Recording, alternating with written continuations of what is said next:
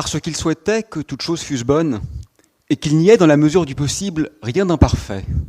Le démiurge se saisit de tout ce qui était visible et l'amena du désordre à l'ordre, estimant que l'ordre valait infiniment mieux que le désordre. Ces quelques phrases sont extraites du Timée, le grand récit cosmologique de Platon qui, suivant l'aveu propre de l'auteur, ne peut qu'être vraisemblable. Parce que quand il s'agit de s'intéresser à l'origine de l'univers ou à la structure du cosmos, bien évidemment, il faut demeurer humble et modeste. Mais je crois que ce qui se signe ici avant tout, c'est notre étonnante passion pour les mythes, de l'un et de l'ordre, ou peut-être plutôt notre phobie récurrente du multiple et du chaos. On le voit dès la religion Veda, où pour tenter de subsumer ou transcender les singularités et multiplicités locales, il est recouru à un principe unique, transcendant, régulateur, qui permet de révéler l'ontologie, c'est-à-dire l'être en tant qu'être du réel. De façon incommensurable et beaucoup plus tard, on le voit avec Lao Tse et le Tao, où là encore et de façon peut-être plus extrême, on recourt à l'unicité régulatrice comme dans une sorte d'implosion communielle des puissances cosmogoniques elles-mêmes. On le voit en Égypte, où c'est le dieu Amon-Ra qui s'impose comme divinité tutélaire, comme pour conjurer le foisonnement des immortels et donc accéder à l'unité. Et en Afrique de l'Ouest, on le voit avec la cosmologie des Dogons, où c'est le dieu Ama qui s'impose en ceci qu'il s'oppose à Ogo, le renard pâle, le fauteur de troubles, l'incarnation donc du chaos. Dans le domaine de la métaphysique occidentale, je dirais que l'ordre est le nom même de la pensée. L'ordre théologique, c'est-à-dire religieux, l'ordre téléologique, c'est-à-dire finaliste, l'ordre nécessaire ou l'ordre contingent, il constitue la colonne vertébrale de notre histoire philosophique. Et le fait est que ce désir d'unicité et de taxinomie est effectivement à l'œuvre dans le domaine des sciences, et en particulier des sciences de la nature. Qu'on pense par exemple à Isaac Newton, le père de tous les physiciens. Il opère une incroyable mise en ordre. Comprendre que la chute d'un fruit dans un verger et le mouvement des corps célestes proviennent fondamentalement des mêmes lois, c'est à la fois une découverte sidérante de beauté et presque émouvante d'efficacité. Qu'on pense à Albert Einstein, peut-être moins connu pour cela, mais qui est aussi un unificateur. Finalement, ce qu'il prouve, ce qu'il met en exergue, c'est, pourrait-on dire, la similitude entre le contenant et le contenu, c'est-à-dire entre l'espace-temps et les objets, les champs physiques. Et qu'on pense enfin à la physique des particules élémentaires, qui montre que l'électricité et le magnétisme ne sont que deux apparences d'un même phénomène sous-jacent, l'électromagnétisme, et que l'électromagnétisme et la force nucléaire faible ne sont que deux apparences d'un même phénomène sous-jacent, la force électrofaible. Incontestablement, l'histoire, et pour le meilleur, de la science de la nature a été structurée par ce désir d'unité et d'affrontement du chaos. Pourtant, et c'est probablement la raison de ma présence ici aujourd'hui, j'aimerais nous proposer une vision à contre-courant, une vision, si ce n'est hétérodoxe, peut-être au moins originale, d'un rapport que la science pourrait avoir avec le multiple et le désordre. Regardons d'abord les phénomènes. Ce que la physique nous apprend depuis quelques décennies, ce n'est pas l'unité finalement. Ce qu'elle nous montre, c'est une incroyable diversité des objets qui se trouvent dans l'univers, aussi bien aux très grandes échelles, le macrocosme, qu'aux très petites échelles, le microcosme, qu'aux échelles intermédiaires, un simple tas de sable est un abîme de complexité. Le sable peut exister à l'état liquide, solide ou gazeux suivant les circonstances. Et un subtil réseau de contraintes peut former des architectures en voûte ou en tunnel. Le sable est tout sauf simple. Mais plus profondément encore, pensons à la multiplicité des lois. Aujourd'hui, la grande unification, poursuite de la démarche que j'évoquais tout à l'heure, échoue. La manière mathématiquement la plus simple de la mettre en œuvre est d'ores et déjà invalidée par l'expérience. La supersymétrie qui tentait de mettre sur un pied d'égalité les forces et les objets, les interactions et les choses. Elle était un des points nodals des études menées au grand collisionneur de hadrons du CERN, est à ce jour non découverte. Pour tenter d'expliquer l'accélération de l'univers, on recourt à ce qu'on nomme un champ de quintessence, c'est-à-dire nouvelle force, le contraire d'une unification. Et enfin, la fameuse, quoique très spéculative, théorie des cordes semble faire apparaître un paysage, donc une sorte de métadiversité de lois physiques possibles. Même les régulateurs semblent être comme infectés par le nombreux et le contingent. Plus profondément encore, pensons un instant à la prédictibilité. On le sait aujourd'hui, et depuis longtemps d'ailleurs, il y a des systèmes chaotiques, c'est-à-dire pour lesquels la connaissance des conditions initiales ne permet pas concrètement de trouver l'état final, parce qu'une divergence infime dans les circonstances primitives donnera lieu à un état final drastiquement différent. Ils sont prédictibles en droit, mais ils ne le sont pas en fait. Qu'on pense aussi à la mécanique quantique, vous savez, cette science qui décrit l'infiniment petit. Le monde quantique est, pourrait-on dire, aléatoire par essence. Il y a une perte de prédictibilité qui n'est pas associée à notre incompétence, mais qui semble être une caractéristique intrinsèque de la nature. Et aujourd'hui, de façon spéculative mais intéressante, il semble même émerger des systèmes classiques, non quantiques, non chaotiques, pour lesquels il y a perte de déterminisme.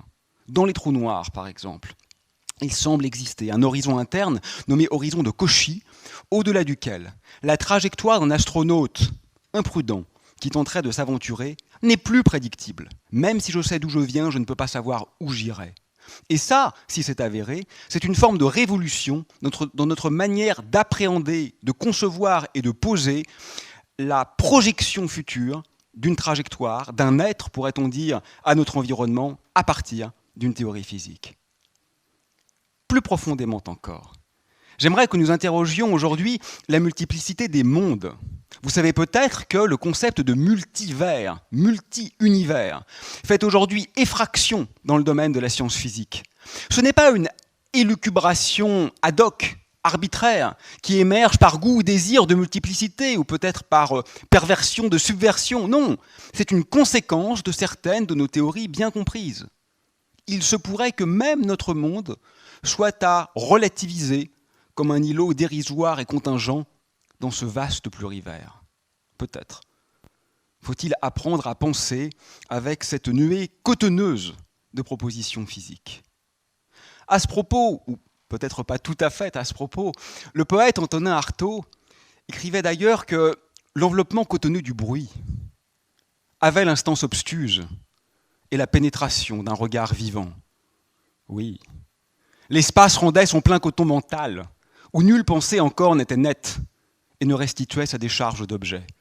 Mais peu à peu, la masse tourna, comme une espèce d'immense influx de sang végétal étonnant, et les radicelles qui vibraient à la lisière de mon œil mental se détachèrent, avec une vitesse de vertige, de la masse crispée du vent. Et tout l'espace trembla comme un sexe que le globe ardent du ciel saccageait, quelque chose du bec d'une colombe réelle troua la masse confuse des états. Peut-être faut-il apprendre à penser avec cette masse confuse, qui n'est pas nécessairement un nihilisme épistémique.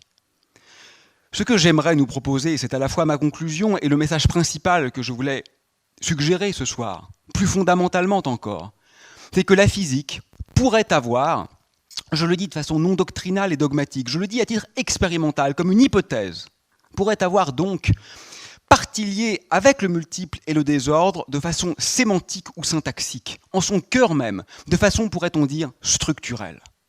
Regardez, ne pensons pas à la science ossifiée, aux modèles déjà falsifiés, mais vraiment aux meilleures théories dont on dispose à l'heure actuelle, celles qui tentent d'outrepasser ce que l'on sait, celles qui sont candidates à une description meilleure, à l'avènement d'une nouvelle science. Par exemple, la gravitation quantique, une sorte de Graal de la physique théorique depuis près d'un siècle. Aujourd'hui, c'est une dizaine de modèles concurrents qui tentent de faire face à cette question. La vision orthodoxe consiste à supposer que le temps passant, les théories fausses seront élaguées, falsifiées par les observations, et que demeurera la bonne théorie.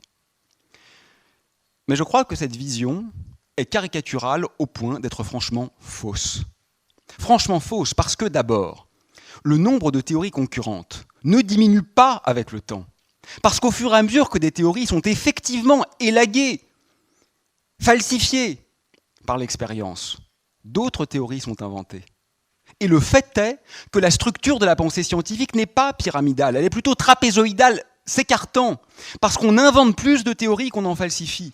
On ne converge pas, c'est un fait sociologique, vers l'unité. Ensuite, parce que la bonne théorie, mais on ne l'a pas.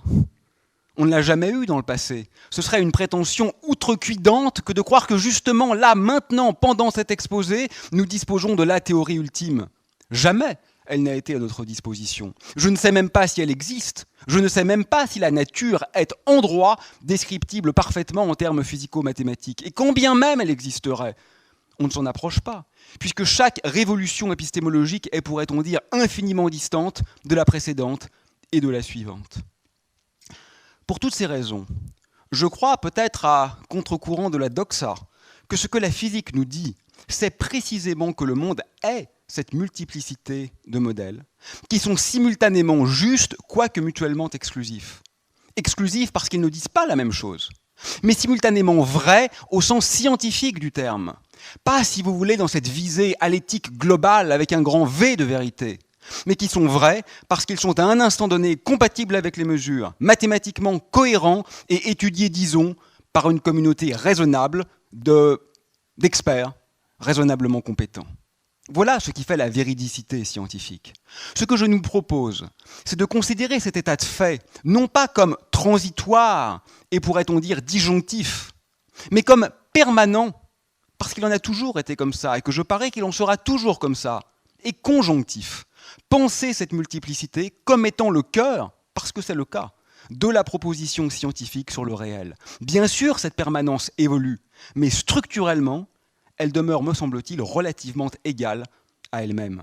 Et vous le voyez, sans rien travestir du geste scientifique, c'est une forme de multiplicité relativement chaotique qui s'apparaît si on la considère avec sérieux et, me semble-t-il, avec parcimonie. Il y a quelques mois, j'étais mandaté par le Haut Commissariat à l'évaluation de la recherche et de l'enseignement supérieur à statuer, avec quelques collègues bien sûr, sur les travaux d'un des meilleurs laboratoires de physique théorique en France. Et j'ai été intéressé, pour ne pas dire ému, que le fondateur de ce laboratoire prononce lors de son discours inaugural, qui nous a été retransmis quelques décennies plus tard, les mots suivants. « La physique théorique à son plus haut niveau exige, disait-il, des esprits bizarres, et même, poursuivait-il, des esprits ambigus. Je crois qu'il faut oser penser avec cette ambiguïté, c'est vraisemblablement une nécessité logique, c'est probablement une ouverture éthique, c'est sans aucun doute un prolongement esthétique et poétique, poétique évidemment au sens où l'entendait là encore Antonin Artaud, sous la poésie des textes. Je veux, disait-il, la poésie nue, sans forme et sans texte. Merci.